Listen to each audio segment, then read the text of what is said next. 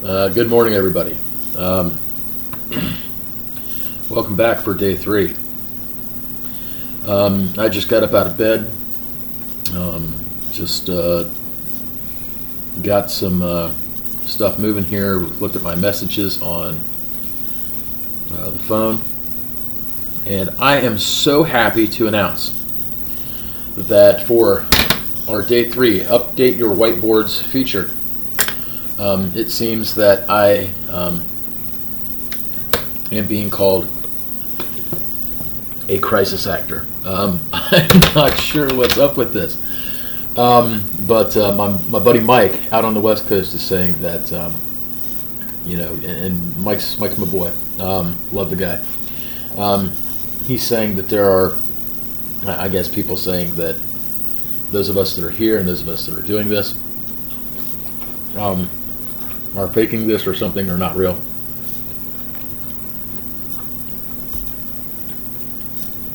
Which is fine. Because I hope this does not come for you. I hope that you are not touched by this, but you're going to be touched by this. This whole thing that we have in the world through this political binary thought process that we apply to everything, where if things don't tightly ascribe to our tiny little view of what we want reality to be or what we think reality is, and anything other than that is I have clam chowder with corn. I didn't know this had corn in it. I'm throwing it on some crackers. But if it does not ascribe to that, it's obviously fake. And anybody who applies evidence or can show you anything or shows you a direct relation to the thing that you say that you hate or you don't think is real, they are fake. They're a crisis actor. So I get to be one of those.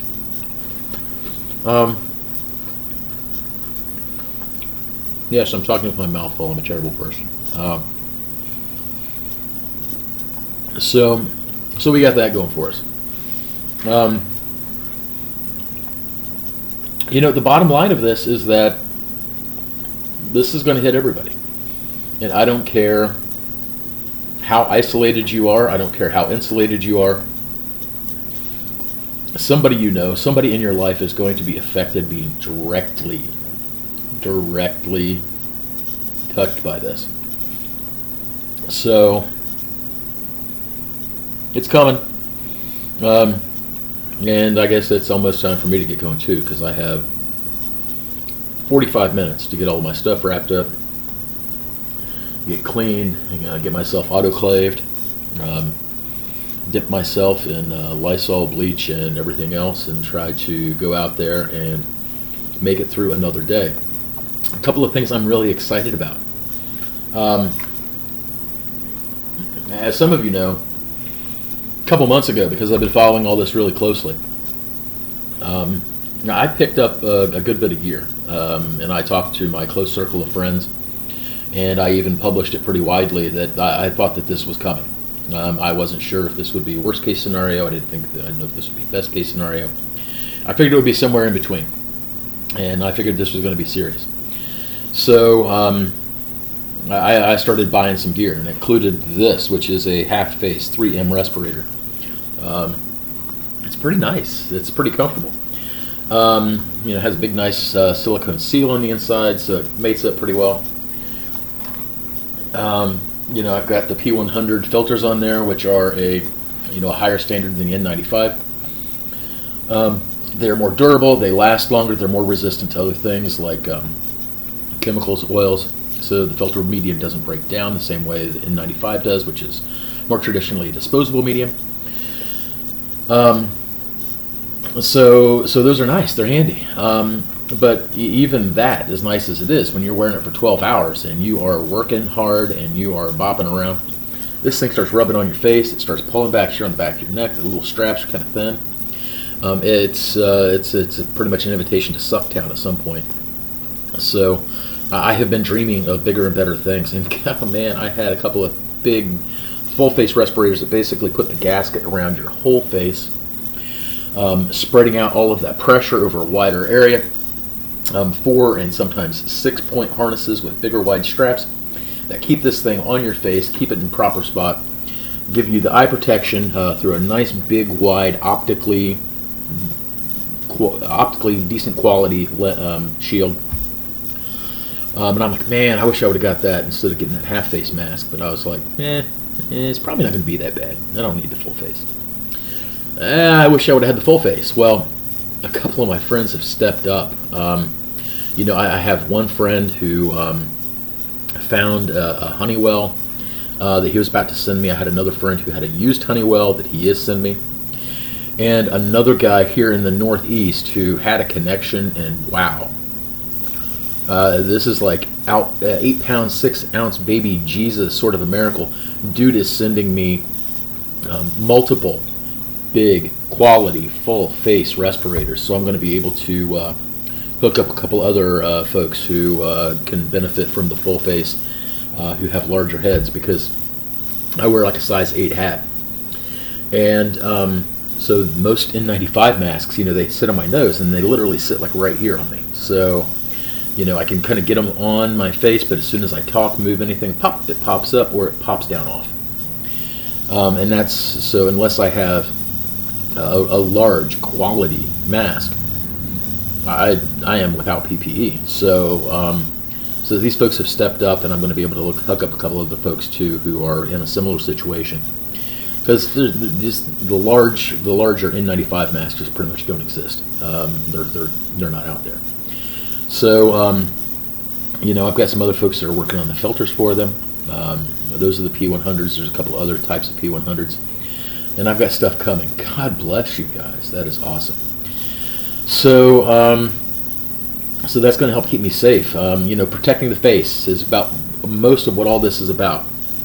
When you're out and about, and you don't have to wear gloves, really. I mean, so you touch something, you have a glove on, and you touch something nasty, you can touch your face. Guess what? You got it. If you have the glove on, or if you don't have the glove on, the skin on your hands is intact. Keep it clean. Keep some hand sanitizer. Sanitize. Never touch your face. Do not touch your face. Cough into your elbow. Don't touch your damn face. And I say that as I'm sitting here. I probably touched my face 7 times. I preach this, I tell myself this 75 times a day, and it's hard not to do.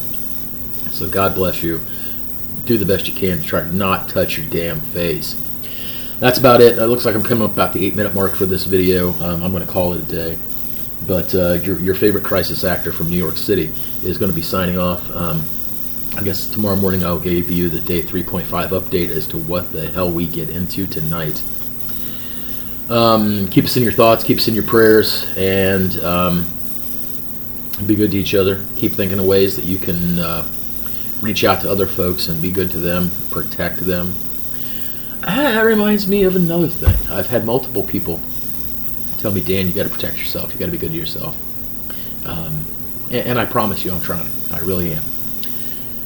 But part of this, why we're in this, is because we as a society think of ourselves before we think of other people. And we have to, that's not a horrible thing. We have to think of ourselves, you gotta protect the house before you can do anything else. But we're a greedy society, full of a bunch of narcissistic pussies. We have to move past that. We have to think of things in terms of looking after other people, because looking after other people protects ourselves. It protects our loved ones. When you have a good school, it's not just about having a school for your kids. It's about educating every kid around you, because later on, those people around you are stronger and better, and that's better for you, and it's better for society. Every human advancement going back to the dawn of time is due in part to social cooperation and looking after each other. So yes, I promise I will try to look after myself. I'll try to be good to myself, because I got to get through this. But looking after others is the key foundational piece of what society is built on. So, okay, that's it for day 3.